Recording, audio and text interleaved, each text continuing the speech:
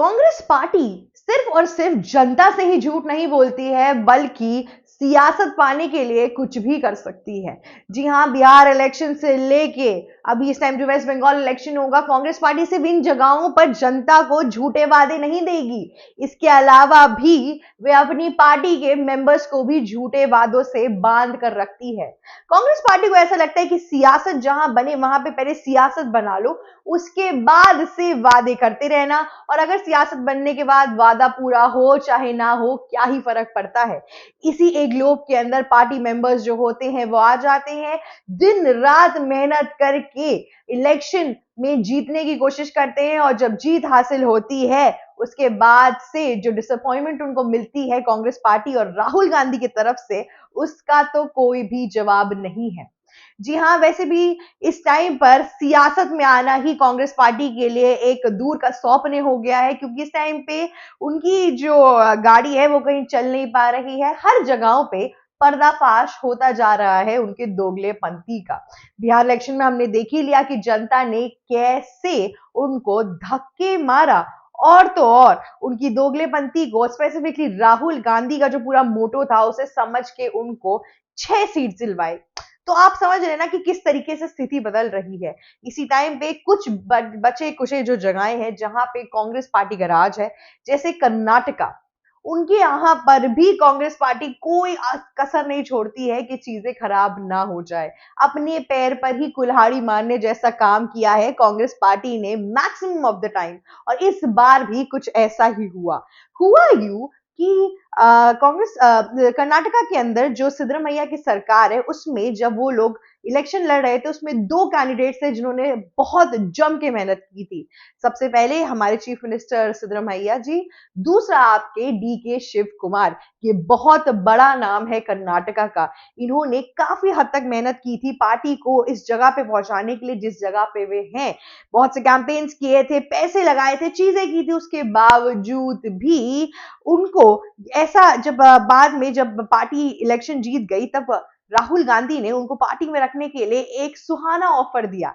बोला कि सुनो मेरी बात, अब हम एक काम करेंगे कि सिद्धरामैया को 2.5 इयर्स के लिए चीफ मिनिस्टर बनाएंगे, और उसके अलावा 2.5 इयर्स आप बन जाना। इस तरीके से 5 साल के टेन्योर में रोटेशनल चीफ मिनिस्टर का प्रोग्राम बनाया राहुल गांधी ने।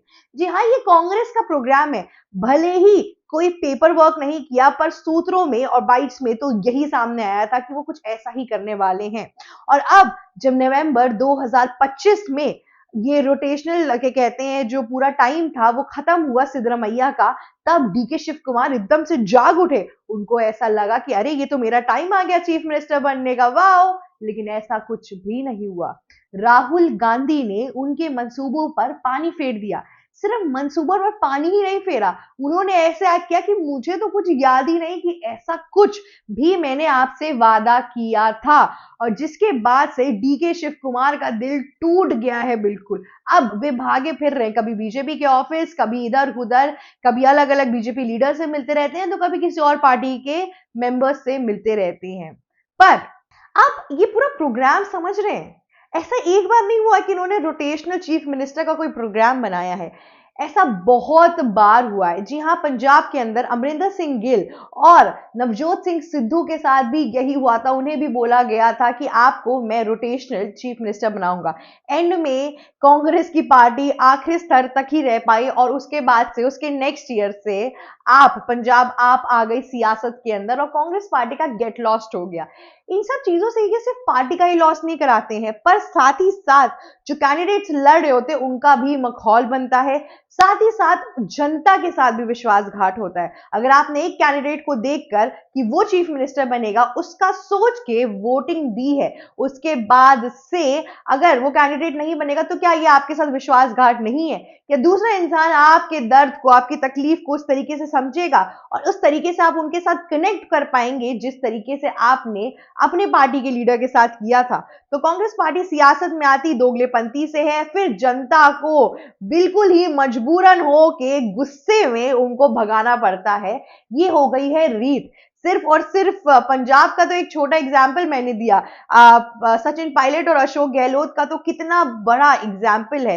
कितनी मेहनत की सचिन पायलट ने अपना स्तर बनाना, अपना पूरा रिवाइव किया उन्होंने कांग्रेस पार्टी को राजस्थान के अंदर। उसके बावजूद भी सचिन पायलट को किस तरीके की चुनौतियों का सामना करना पड़ा वो हम सबको पता है। डेप्यूटी चीफ मिनिस्टर तो बने ही बने, अंत तक उनको मौका नहीं मिला। माना कि अगर आप सियासत में और असेंबली के हिसाब से देखेंगे, अशोक गहलोत के पास ज्यादा एमएलएज हैं, ज्यादा पावर है, पर उसके बावजूद भी सचिन पायलट की जो ग्राउंड पूरी एग्जिस्टेंस है, जिस हिसाब से उनकी पकड़ है, वो बहुत स्ट्रांग है। जनता के अंदर जो बेस है वो बहुत स्ट्रांग है, जिसकी वजह से ही कांग्रेस पार्टी वहां पर कब्जा बना पाई।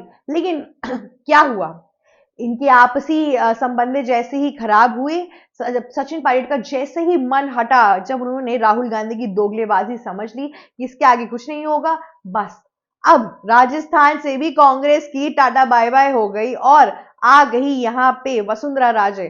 तो आप समझ रहे हैं कि किस तरीके से चीजें पलट रही हैं। जिस भी जगहों पे कांग्रेस पार्टी ने ये रोटेशनल चीफ मिनिस्टर का ये पूरा प्रावधान लाया है, उन सारी जगहों से उनकी पार्टी को धक्का मार के निकाला गया है, क्योंकि ये चीफ मिनिस्टर है। ये चीफ मिनिस्टर की आइडियलेशन, उसके तरकीब, उसकी चीजें, उसके रूल्स रेगुलेशन बिल्स, हर चीज के हिसाब से जनता अपने आप को ढालती है, एक स्टेट अपने आप को ढालता है। ये क्या बात हुई कि आपने 1.5 साल तक किसी को रखा, फिर आप 1.5 साल बाद किसी और को रख लेंगे? ऐसे कैसे चलता है? फिर एक दूसरा इंसान आएगा, फिर चेंजेस लेकर आएगा, फिर पैसे लगेंगे उस चीज में। ये कितना एग्जॉस्टिंग और कितना इमेच्योर प्लान है अगर आप इसको ध्यान से देखें तो।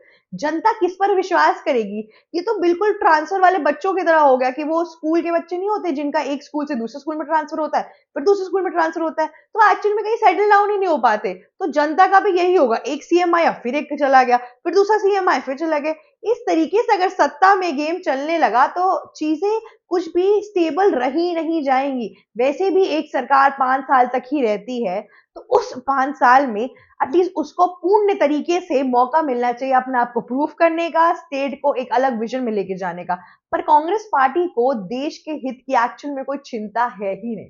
कांग्रेस पार्टी को तो बस सियासत में बने रहना है, क्योंकि आजकल वो एकदम अदृश्य हो गई है, दिख भी नहीं रही है इस टाइम पर, जिसके वजह से अभी कुछ भी जिसकी वजह से अभी ये लोग एड़ी चोटी का दम लगाएंगे, कुछ भी करके इस सियासत के गेम प्लान के अंदर वापस एंटर करने की कोशिश करेंगे राहुल गांधी और प्रियंका गांधी।